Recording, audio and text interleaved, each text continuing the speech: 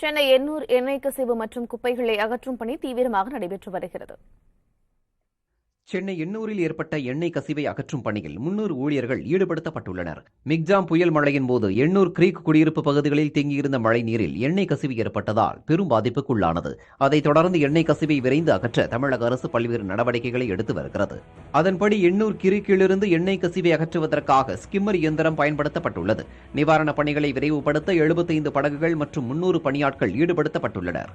அதே நேரத்தில் ஜேசிபி மற்றும் பிற சாதனங்களை கொண்டு அருகிலுள்ள கிராமங்களில் இருந்து எண்ணெய் படிந்த குப்பைகளை சுத்தம் செய்யும் பணியும் தொடங்கியுள்ளது. சுற்றுச்சூழல் துறை கூடுதல் தலைமைச் செயலாளர் சுப்ரியா சாஹூ உள்ளிட்ட மூத்த அதிகாரிகள் எண்ணெய் அகற்றும் இடத்திற்கு நேரில் சென்று பணிகளை பார்வையிட்டு வருகின்றனர். எண்ணெய் அகற்றும் பணிகளில் ஈடுபடுத்தப்பட்டுள்ள பணியாளர்களின் நலன்களை பாதுகாப்பதற்கு தேவையான அனைத்து முன்னெச்சரிக்கை நடவடிக்கைகளை மேற்கொள்ள சிபிசிஎல் நிறுவனத்திற்கு அரசு உத்தரவிட்டுள்ளது.